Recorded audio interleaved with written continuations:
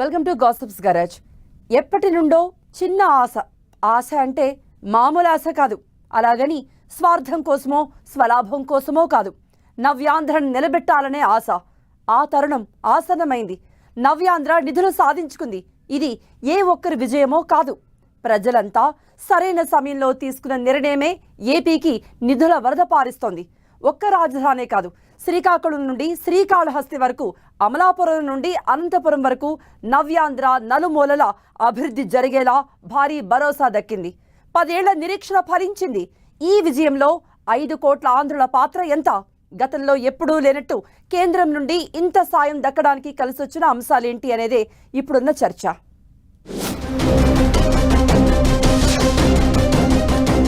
AP ప్రజల ఆశలు నెరవేరుతున్నాయి.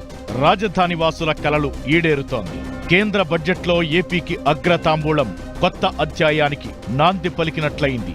విభజిత ఆంధ్రప్రదేశ్ తీరని కోరికగా మారిన రాజధాని అమరావతి నిర్మాణంతో పాటు ప్రధాన ప్రాజెక్టులు, వెనకబడిన ప్రాంతాల అభివృద్ధికి కేంద్రం భరోసా ఇవ్వడం, కేంద్ర బడ్జెట్లో తగినన్ని నిధులు కేటాయిస్తూ ప్రకటన చేయడం ఏపీ ప్రజల విజయంగా చెబుతున్నారు. రాజధాని లేని రాష్ట్రంగా 2014లో మిగిలిన ఏపీ 10 ఏళ్లుగా ఎంతో నలిగిపోయింది. రాజకీయాల్లో ఆర్థిక పరిస్థితి సహకరించకపోవడమో కారణం ఏదైతేనే 10 ఏళ్లుగా రాజధాని లేని రాష్ట్రంగానే మిగిలిపోయింది. ఇక గత ఎన్నికల్లో రాజధాని ప్రధాన ప్రచార అంశంగా మారడం, అమరావతి వర్సెస్ 3 రాజధానులుగా మారిన ఎన్నికల్లో ప్రజలు అమరావతిని నిలబెట్టుకున్నారు. ఏపీలో అధికార కూటమికి స్పష్టమైన బలం ఇవ్వడంతో పాటు తమ తీర్పుతో కేంద్రంలోనూ ఆంధ్రప్రదేశ్ ఎంపీలే కీలకమయ్యేలా తీర్పునిచ్చారు. ఈ తీర్పుతో 10 ఏళ్లు రకరకాల సాకులు చూపిన కేంద్రం ఇప్పుడు అనివార్యంగానైనా ఆపన్న హస్తం అందించాల్సి వస్తోంది. ఏపీకి రాజధాని ఓ కళ, నవనగరాలు అంటూ నవ్యాంధ్ర కోసం ముఖ్యమంత్రి చంద్రబాబు ఎన్నో ప్రయత్నాలు చేశారు. 2014, 2019 మధ్యకాలంలో చంద్రబాబు సీఎంగా ఉండగా రాజధాని నిర్మాణాలను పరుగులు పెట్టించారు. కానీ 2019 ఎన్నికల్లో ఓటమి తరువాత సీన్ మారిపోయింది.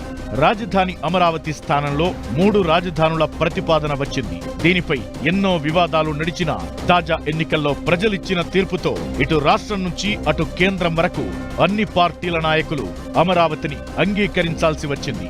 ఇక రాజధాని శంకుస్థాపన సమయంలో ప్రధాని మోదీ రిక్తహస్తమే చూపారంటూ విమర్శలు ఎదుర్కొన్నారు. చెంబుడు నీళ్లు, తట్టెడు మట్టి ఇచ్చి చేతులు దులుపుకున్నారని గత కొన్నేళ్లు ఆరోపణలు ఎదుర్కొంటూనే ఉన్నారు. 2014 నుంచి ఇప్పటి వరకు రాష్ట్రంలో ప్రభుత్వాలు మారినా కేంద్రంలో ప్రధానిగా మోదీనే కొనసాగుతున్నారు. కానీ గత 10 ఏళ్లలో రాజధానికి ఇంత భారీగా నిధులివ్వని కేంద్రం ఇప్పుడు మోదీ 3.0 ప్రభుత్వంలో తొలి బడ్జెట్లోనే 15,000 కోట్లు కేటాయించడం విశేషంగా చెప్పొచ్చు. అందుకే దీన్ని చంద్రబాబు, పవన్ తో పాటు ప్రజలంతా కలిసి సంయుక్తంగా సాధించిన విజయంగా అంతా అభివర్ణిస్తున్నారు. కేంద్రంలో ఎన్డీఏ ప్రభుత్వానికి సంపూర్ణ మెజారిటీ ఉన్నా ప్రభుత్వం నడపడానికి బీజేపీకి తగినంత సంఖ్యాబలం లేదు. తప్పనిసరిగా మిత్రపక్షాలపై ఆధారపడాల్సిన పరిస్థితి. అందుకే గతానికి భిన్నంగా ఇప్పుడు మిత్రపక్షాల డిమాండ్లకు తగిన ప్రాధాన్యమిస్తోంది బీజేపీ. దీనికి ఉదాహరణే కేంద్ర బడ్జెట్. ఒక్క ఏపీకే కాదు, కేంద్రంలోని సంకీర్ణ సర్కారులో కీలకంగా మారిన బీహార్కు భారీగా సాయం చేసింది. అయితే ఇక్కడ ఏపీకి జరిగిన కేటాయింపులే దేశవ్యాప్తంగా చర్చకు దారితీశాయి. పక్కనే ఉన్న తెలంగాణలో బీజేపీకి అధికార పార్టీతో సమానంగా 8 మంది ఎంపీలు ఉన్న నిధుల కేటాయింపులో ఏపీకే పెద్దపీట వేసింది. ఇది ప్రాంతీయ పార్టీల ప్రాధాన్యాన్ని తెలియజేస్తోందని బీఆర్ఎస్ వర్కింగ్ ప్రెసిడెంట్ కేటీఆర్ వ్యాఖ్యానించడం చూస్తే ఏపీలో అధికారంలో ఉన్న టీడీపీ, జనసేన పార్టీలు కేంద్రంపై పట్టు బిగించినట్లే అర్థం చేసుకోవచ్చంటున్నారు విశ్లేషకులు. గత 2 సార్లు ఎన్డీఏ ప్రభుత్వమే ఉన్నా ఎప్పుడూ ఈ స్థాయిలో ఏపీకి ప్రాధాన్యం దక్కలేదు. ప్రధాని నరేంద్ర మోదీ తొలి విడత సర్కారులో టీడీపీ భాగస్వామి అయినప్పటికీ అప్పుడు టీడీపీ సంఖ్యాబలంతో బీజేపీకి పని లేకపోవడంతో రాష్ట్రం నిర్లక్ష్యానికి గురైందని విమర్శలు వ్యక్తమయ్యాయి.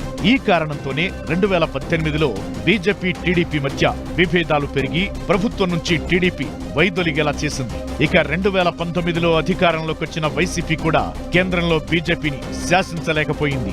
కేంద్రంలో ఏపీ ఎంపీల అవసరం ఉంటేనే నిధులు సాధించే అవకాశం ఉంటుందని అప్పట్లో వైసీపీ పదే పదే చెప్పేది. కానీ అవసరమైన సందర్భాల్లో కూడా ఎలాంటి ఒత్తిడి లేకుండా బీజేపీకి మద్దతు తెలపడం వల్ల ఏపీకి ఎలాంటి ఆదరణ దక్కలేదు. కానీ ఇప్పుడు సీన్ మారింది. ఏపీ శాసిస్తే కేంద్రం పాటించాలి అన్నట్లు పరిస్థితి మారింది. అందుకే చంద్రబాబు విజ్ఞప్తులకు వెంటనే కేంద్రం స్పందించింది. బడ్జెట్ సమావేశాలకు ముందు 2 సార్లు ఢిల్లీ వెళ్లిన చంద్రబాబు ప్రధాని మోదీతో పాటు కేంద్ర మంత్రులను వరుసగా కలిసి నిధులు సాధించారు. బడ్జెట్లో నిధులు ఒక్కటే కాదు, ఎప్పట్నుంచో ప్రైవేటీకరణ కత్తి వేలాడుతున్న వైజాగ్ స్టీల్ ప్లాంట్ ను రక్షించారు. కేంద్ర మంత్రి విశాఖ వచ్చి మరి ప్రైవేటీకరణ నుంచి వెనక్కి తగ్గుతున్నట్లు ప్రకటించారు. ఇది CM Chandrababu, deputy CM Pawan ఉమ్మడి విజయంగా చెప్పొచ్చు. ఇద్దరూ జోడెద్దుల్లా ఏపీ అభివృద్ధికి పనిచేస్తామని చెబుతూనే కేంద్రంతో సఖ్యతగా మెలగడం వల్ల తొలి పొద్దులోనే చెప్పుకోదగ్గ ఓదార్పు దక్కింది. ఇలా వచ్చే 5 ఏళ్లు కేంద్రం సహకారం ఉంటే ఏపీ ప్రజలు ఆశించినట్లు అంతా మంచే జరుగుతుందనే అభిప్రాయం వ్యక్తమవుతోంది.